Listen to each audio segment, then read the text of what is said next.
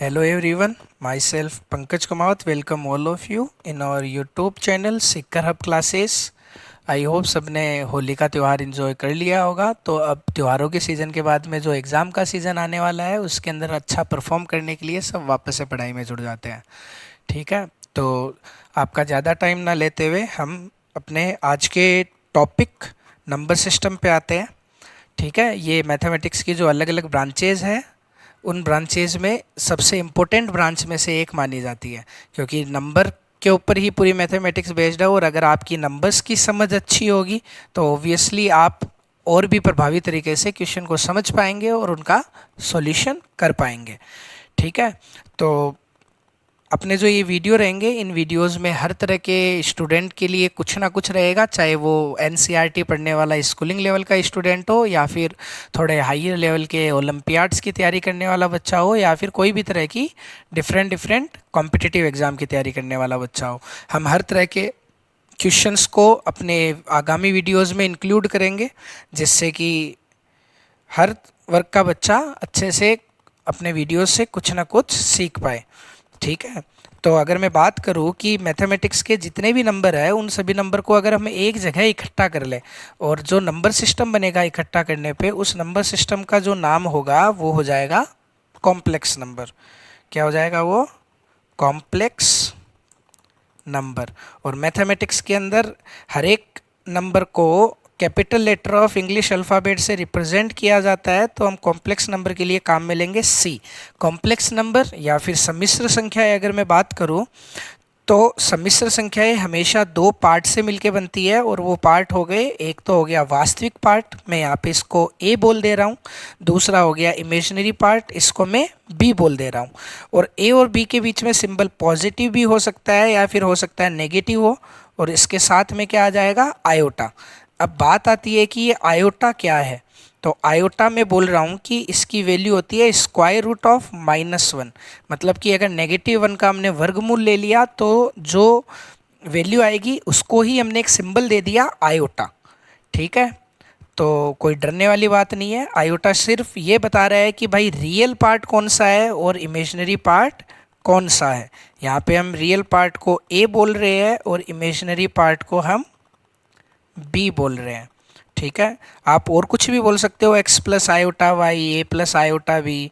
ठीक है, कोई भी अपने तरीके से, बस आयोटा में बता रहा है कि रियल पार्ट कौन सा है और इमेजिनरी पार्ट कौन सा है।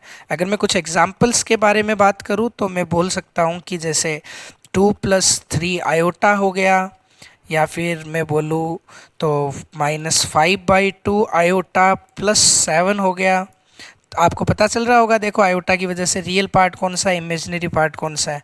अब कोई कहे कि सर ये जैसे नंबर हो गया 5, तो इसके अंदर तो इमेजिनरी पार्ट नहीं दिख रहा, मतलब कि इमेजिनरी पार्ट का जो कॉफिशिएंट है जिसको मैं ऊपर बी बोल रहा हूँ, real imaginary part of complex number वो 0 है। इस वजह से वो नंबर सिर्फ आपको 5 ही दिखाई दे रहा है, क्योंकि इमेजिनरी पार्ट ऑब्वियसली 0 है तो हम उसको आगे नहीं लिखेंगे। ठीक है, तो हर एक नंबर कॉम्प्लेक्स नंबर है तो ऑब्वियसली कॉम्प्लेक्स नंबर ही आगे क्लासीफाई होना है। तो कॉम्प्लेक्स नंबर के क्लासिफिकेशन में अगर अगर आगे बढ़े हम, तो मैं बोल सकता हूँ कि कॉम्प्लेक्स नंबर दो पार्ट से मिलके बना है, जो है रियल पार्ट और इमेजिनरी पार्ट। तो उसी के बेसिस पे अगर मैं कह दूँ कि इमेजिनरी पार्ट 0 हो गया तो ऐसे नंबर कहलाएंगे प्योर रियल्स या रियल नंबर्स। ठीक है, और अगर अपना ए 0 हो गया, अपना क्या हो गया? ए 0 हो गया, तो जो नंबर मिलेंगे उन नंबर को हम कह सकते हैं इमेजिनरी नंबर्स। अब इमेजिनरी नंबर्स के अगर हम एग्जाम्पल्स के बारे में बात करें, प्योर रियल्स या फिर ओनली रियल्स को मैंने बोल दिया आर, और इमेजिनरी नंबर्स को मैंने बोल दिया आर डेज। अगर हम बात करें इमेजिनरी नंबर्स के बारे में, तो इमेजिनरी नंबर्स कहाँ से आए, तो इसके बारे में एक एग्जांपल देखते हैं। जैसे मैंने लिखा स्क्वायर रूट ऑफ -25, तो मैं इसको लिख सकता हूँ -1 × 25। अब कई बोलेंगे कि सर स्क्वायर रूट ऑफ 25 हो सकता है 5 हो, लेकिन हो सकता है -5 हो, लेकिन -25 इन दोनों के इक्वल नहीं है। ना तो ये 5 है ना ही ये -5 है। तो इसकी वैल्यू क्या होती है? तो इसको मैं लिख सकता हूँ, देखो -1 इंटू 25, यानी ऑब्वियसली रूट ए इंटू बी क्या हो गया? रूट ए इंटू रूट बी। मतलब 25 का रूट तो हम जानते हैं 5 हो गया, और स्क्वायर रूट ऑफ -1 को अभी अभी मैंने बताया हम क्या लिख सकते हैं? आयोटा लिख सकते हैं।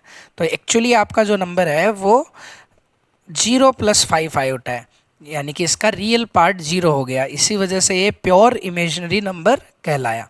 इसके अलावा आप एग्जाम्पल के बारे में अगर बात करो तो एग्जाम्पल तो ढेर सारे हो सकते हैं, हम उन पे नहीं जाएंगे अभी, क्योंकि हमें आगे अब केवल रियल नंबर्स के बारे में थोड़ा और अच्छे से पढ़ना है। ठीक है, रियल नंबर्स या फिर ओनली रियल में बात करूँ क्या होते हैं, तो ऑब्वियसली जो इमेजिनरी नहीं होते हैं। यानी कि अगर मैं कहूँ कि ऐसा कोई नंबर है जिसका अगर मैं स्क्वायर करूँ, क्या करूँ? स्क्वायर करूँ, तो ऑब्वियसली कैसी क्वांटिटी आनी चाहिए? पॉजिटिव क्वांटिटी आनी चाहिए, तो वो नंबर क्या कहलाएंगे? रियल नंबर कहलाएंगे। लेकिन अगर मैं बात करूँ कि ऐसे कोई नंबर है जिनका स्क्वायर क्या है? पॉजिटिव नहीं आ रहा है, पॉजिटिव नहीं आ रहा है, जैसे फॉर एग्जांपल -5 आयोटा, जो अभी एग्जांपल देखा उसका ही स्क्वायर करके देख लेते हैं। तो -5 का square into -5 square into iota square, मतलब ये तो हो गया अपना 25, और ये अपने पास में क्या हो गया?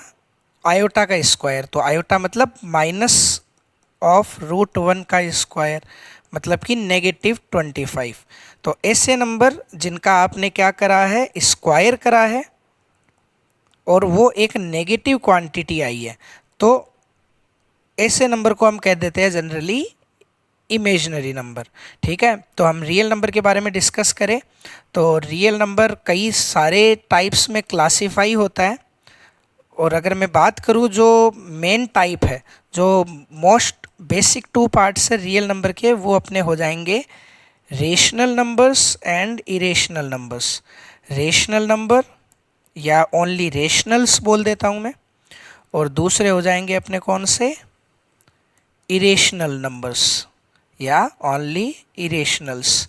अल्फ़ाबेट हम रेशनल के लिए काम में लेते हैं क्यू, एंड इरेशनल के लिए हम काम में लेते हैं क्यू डेस।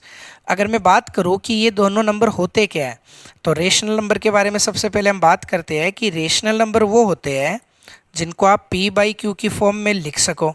p/q बोलो, a/b बोलो, c/d, x/y, कुछ भी हो, बस डिनोमिनेटर अपना 0 नहीं होना चाहिए, और p और q यानी कि न्यूमरेटर और डिनोमिनेटर जो है वो बिलोंग करने चाहिए, यानी संबंधित होने चाहिए इंटीजर से, इंटीजर नंबर से, जिसके बारे में हम आगे डिस्कस करेंगे और आप सभी जानते भी हैं ऑलरेडी। ठीक है, जैसे इसके एग्जाम्पल्स के बारे में बात करूँ तो मैं बोल सकता हूँ 3/2 हो गया, या फिर बोल दिया 5/7, या फिर -3/8, सोन एटसेट्रा। ठीक है, और अगर मैं बात करूँ इरेशनल नंबर क्या होते हैं, तो irrational number obviously which are not rationals, which are not rationals, जो क्या नहीं है? रेशनल नहीं है।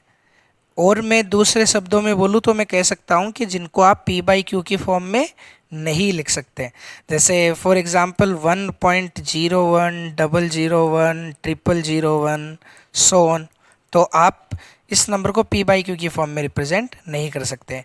या फिर मैं बोल दूँ जैसे कोई नंबर हो गया 21.12, 123, 1234, सो ऑन, या फिर बोल दिया कोई नंबर 0.10, 20, 30, 40, सो ऑन, मतलब टिल इन्फिनिटी ये चलते जाएंगे नंबर्स, लेकिन पॉइंट के बाद में जो आने वाले नंबर है डेसिमल पार्ट में, वो ना तो 0 हो रहे हैं ना ही कोई रिपीट हो रहे हैं, तो इस तरह के सभी नंबर अपने इरेशनल नंबर में आ जाते हैं। इसके अलावा मैं बात करूँ तो इरेशनल नंबर हो जाएगा अपना पाई, जिसकी वैल्यू है 3.14159, या फिर मैं बोल सकता हूँ तो अपनी ई की वैल्यू हो जाएगी 2.71828, एंड सो ऑन। ठीक है, तो पाई और ई को ट्रांसेंडल नंबर्स भी कह देते हैं, इनको हम ट्रांसेंडल नंबर्स भी कई बार कह देते हैं। ये एक अलग टाइप हो गया, इसके बारे में कोई वैसे अलग से पढ़ने की ज़रूरत नहीं है, बस मैंने बता दिया इनको इस नामों से भी पुकारा जाता है। अब हम वापस से आते हैं रेशनल नंबर के ऊपर। तो रेशनल नंबर की एक डेफिनेशन हमें पता चल गई कि numbers which are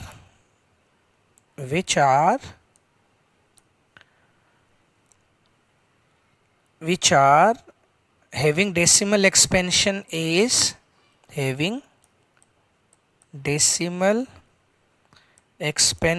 is terminating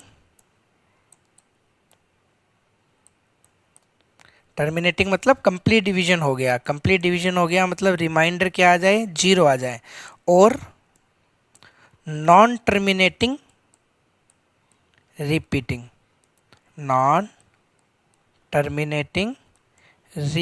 मतलब रिमाइंडर 0 नहीं आया, r is not equal to 0। अगर एग्जाम्पल्स की बात करें हम तो मैं बोल सकता हूँ जैसे 1/2 यानी 0.5, यानी कि ये टर्मिनेट हो गया आफ्टर 1 डेसिमल प्लेसेस।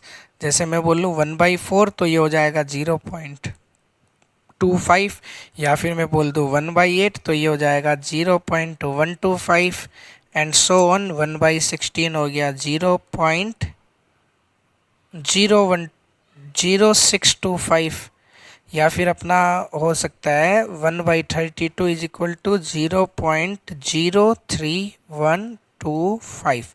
मतलब इसमें एक डेसिमल बाद में टर्मिनेट हो गया, इसमें 2 डेसिमल बाद में, इसमें 3 बाद में, इसमें 4 बाद में, इसमें 5 बाद में, यानी कि कितने भी डिजिट बाद में अपना डेसिमल रिप्रेजेंटेशन है वो नंबर का टर्मिनेट हो सकता है, यानी ख़त्म हो सकता है।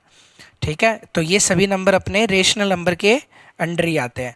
और अगर मैं बात करूँ नॉन टर्मिनेटिंग रिपीटिंग का मतलब क्या है, जैसे मैं बात करूँ 1/3 तो इसको मैं लिख सकता हूँ 0.3333 सोन, मतलब 0.3 बार, या फिर 0.3 ऊपर डॉट लगा के भी इसको हम रिप्रेजेंट कर सकते हैं। तो देखो इसके अंदर नंबर 3 की पुनरावृत्ति हो रही है, और इसके रिपीटिंग ब्लॉक के अंदर, यानी कि जो इसका ब्लॉक है जो रिपीटेशन हो रहा है उसमें एक ही डिजिट है।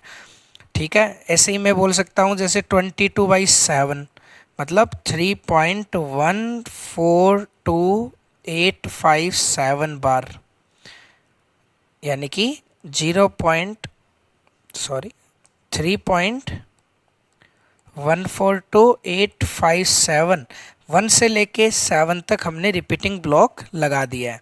तो इस तरह के नंबर कहलाते हैं नॉन टर्मिनेटिंग रिपीटिंग नंबर्स। इनको भी p/q की फॉर्म में लिख सकते हैं, इसलिए ये क्या है, अपने रेशनल नंबर ही है।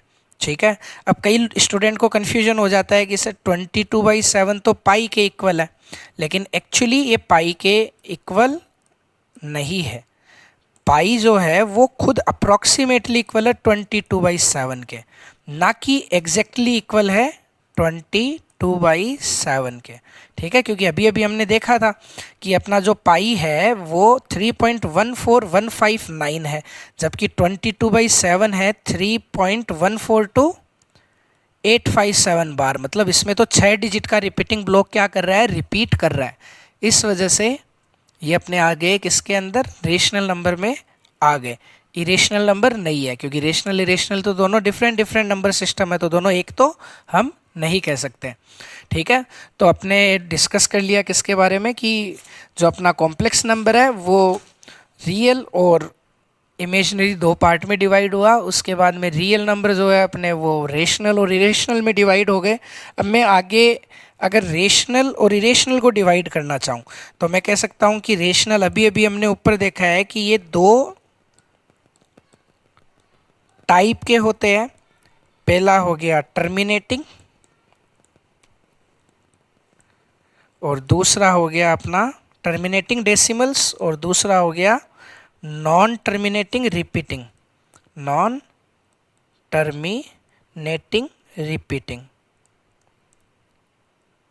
एग्जाम्पल्स हमने ऊपर देख लिए। अब हम बात करेंगे कि टर्मिनेटिंग डेसिमल फॉर्म कब आएगा और नॉन टर्मिनेटिंग डेसिमल फॉर्म कब आएगा। ठीक है, तो टर्मिनेटिंग मतलब कि अपना रिमाइंडर क्या आ जाए, 0 आ जाए। तो रिमाइंडर अपना तभी 0 आएगा जब डिनोमिनेटर वो जो है वो 2 power m into 5 power n की फॉर्म में हो। मतलब जहाँ पे m और n क्या है, m and n belongs to wholes. Whole number मतलब कि ये 0 भी हो सकते हैं। जैसे इसी एग्जाम्पल में देख लो 1/2 लिखा तो एक्चुअली ये है 1/2 पावर 1 इंटू 5 पावर 0। तो ऑब्वियसली इसका रिप्रेजेंटेशन क्या आया था, 0.5 आया था। ऐसे ही मैं अगर कोई और एग्जाम्पल के बारे में बात करूँ, जैसे मैंने लिखा 12/25, तो एक्चुअली ये है अपना 12/2 पावर 0 इंटू 5 पावर 2। ठीक है, तो इसका भी डेसिमल रिप्रेजेंटेशन अपना क्या आ जाएगा, 48/5 पावर 2, 2 पावर 2 मतलब 10 पावर 2, मतलब 0.48 अपनी वैल्यू आ गई 12/25 की। यहाँ पे हमें डिवाइड भी नहीं करना पड़ा, हमने बस सिंपल सा कंसेप्ट काम में लिया, a power m into b power m is equal to a into b whole power m। यानी कि टर्मिनेटिंग डेसिमल एक्सपेंशन वाले जो नंबर है उनमें आप without doing any long division भी आंसर निकाल सकते हो। किस तरीके से, आप देखो यहाँ पे ये 2 पावर 0 है और ये 5 पावर 5 है। 5 पावर 5 का मतलब 2 पावर 5 की कमी है, तो ऊपर नीचे 2 पावर 5 में लिख देता हूँ, तो ये बन जाएगा 2 power 5 into 5 power 5 means 2 into 5 power 5, और ऊपर अपने पास आ जाएगा 11 इंटू 2 पावर 5 मीन्स 32। ओके, और मैं इसको लिख सकता हूँ 32 11 जा अपने पास में हो गया 320, और 320 और 32 हो गया अपने पास 352। 352 बाई 10 पावर 5 मीन्स 1 के आगे 5 जीरोस, तो ये अपने पास में आ जाएगा 0.00352। तो टर्मिनेटिंग आफ्टर 5 डेसिमल प्लेसेस। ठीक है, तो जब टर्मिनेटिंग होगा ना डेसिमल एक्सपेंशन, डेसिमल प्लेसेस, ठीक है, तो कितने भी डिजिट बाद में डेसिमल रिप्रेजेंटेशन टर्मिनेट कर सकता है, लेकिन कब टर्मिनेट करेगा, जब डिनोमिनेटर किस फॉर्म में हो, a power m into 2 power m into 5 power n की फॉर्म में अपना रहेगा। अदरवाइज वो रिपीट करने लग जाएगा। कोई और प्राइम नंबर आ गया ना 2 और 5 के अलावा, तो वहाँ पे 2 और 5 के होने या ना होने का कोई फ़र्क नहीं पड़ेगा, ये हमेशा टर्मिनेट होने लग जाएगा। ठीक है, और भी चाहे कोई भी एग्जांपल ले लीजिए आप, जी 1/7 0.14285 बार है, यानी कि अगर 2 और 5 की पावर है लेकिन फिर भी डिनोमिनेटर में कोई और प्राइम नंबर आ गया एक्सेप्ट 2 एंड 5, तो ऑब्वियसली वो डेसिमल रिप्रेजेंटेशन जो है वो टर्मिनेट करेगा ही, उस टर्मिनेट ना होके रिपीट करेगा ही करेगा आगे जा कर के। ठीक है, तो ये तो हमने देख लिया classification of rational and irrational on the basis of decimal expansion. ठीक है, अगर मैं बात करूँ इरेशनल नंबर, तो इरेशनल नंबर का डेसिमल रिप्रेजेंटेशन हो गया non terminating non repeating, rational number का हो गया टर्मिनेटिंग एंड नॉन टर्मिनेटिंग। यानी कि टोटल रियल नंबर के 3 ही तरह के डेसिमल फॉर्म होते हैं। पहला हो गया टर्मिनेटिंग, नॉन टर्मिनेटिंग रेशनल के, और एक हो गया non terminating non repeating irrational के। तो ये मिला के हो गए 3 तरह के डेसिमल रिप्रेजेंटेशन रियल नंबर के बारे में।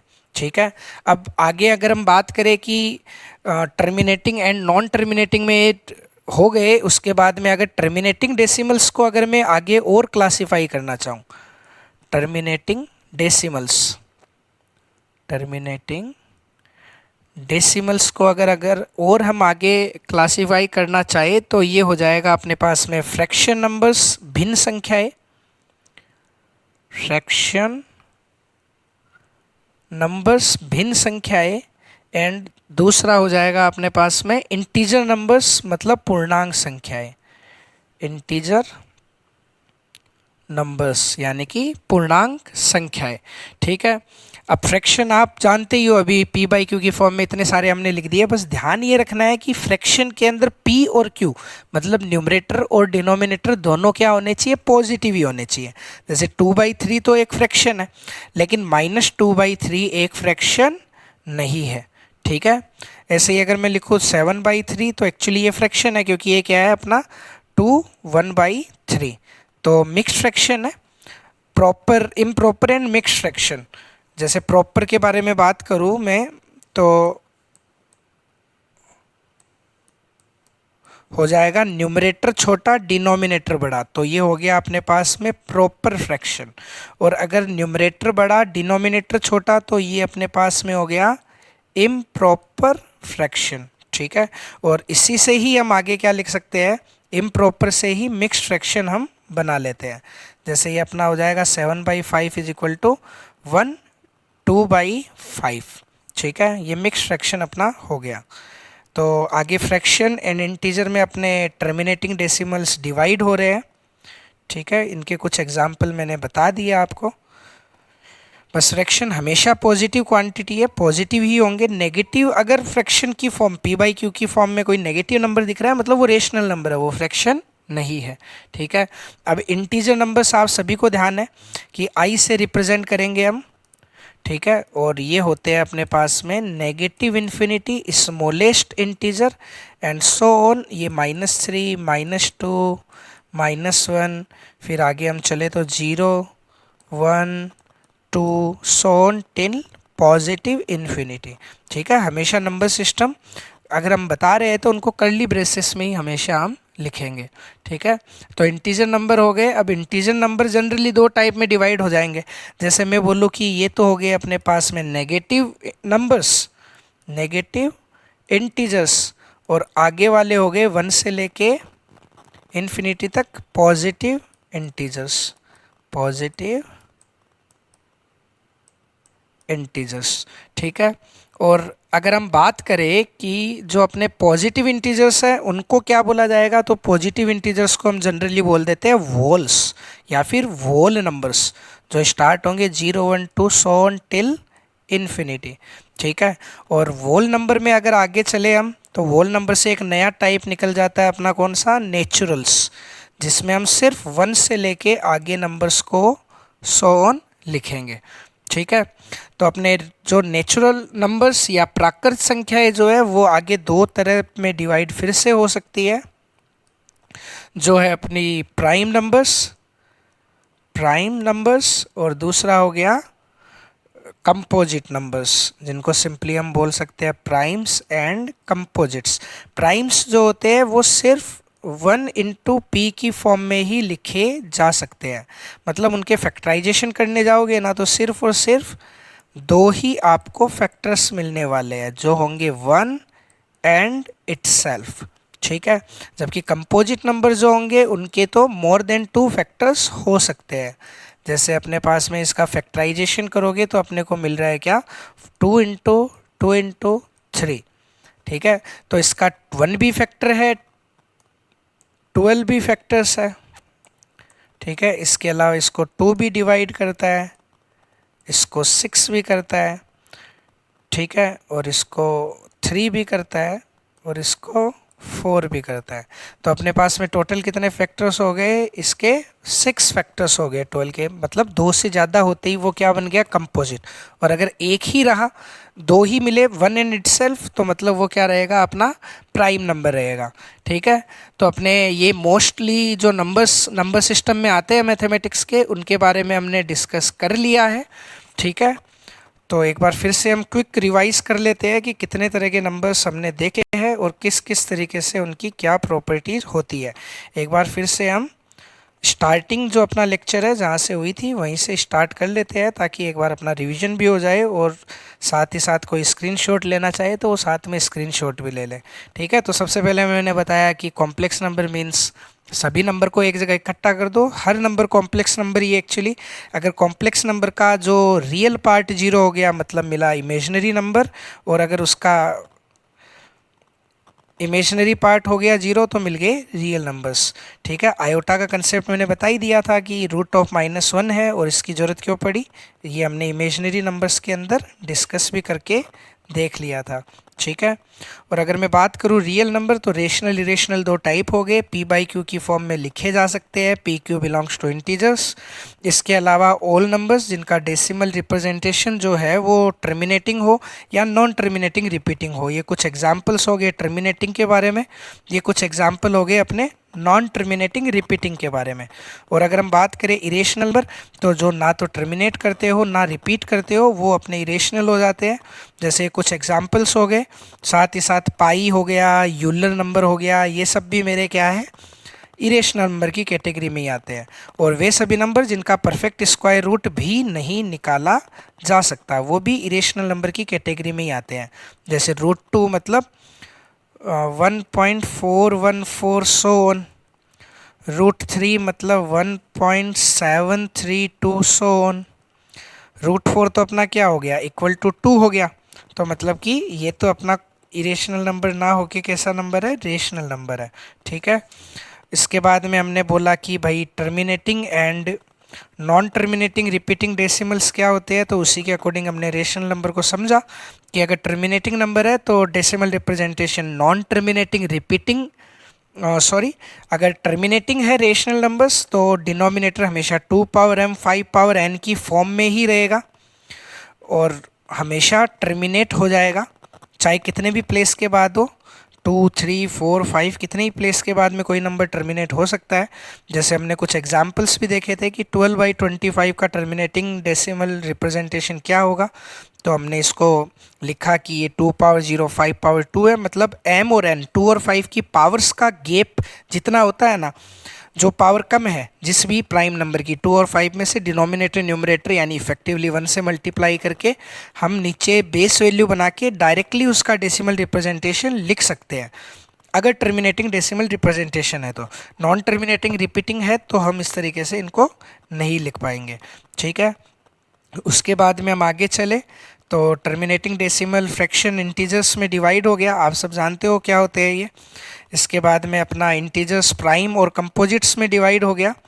ठीक है, और कंपोजिट्स के बारे में और भी ढेर सारे चीज़ें हैं, फैक्टर मल्टीपल वगैरह, जिनके बारे में हम अपने नेक्स्ट वीडियो में डिस्कस करेंगे।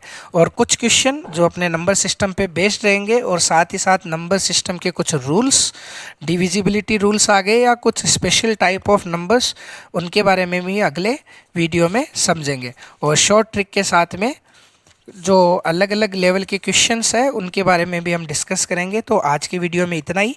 अगर आज का वीडियो पसंद आया है तो इनको ज़्यादा से ज़्यादा संख्या में शेयर एंड सब्सक्राइब करें ताकि हमारे आगामी वीडियो में भी हम नवाचार के साथ में और भी अच्छे अच्छे वीडियो आप बच्चों के लिए बना सकें। तो आज के लिए बस इतना ही, धन्यवाद। फिर से मिलते हैं जल्दी।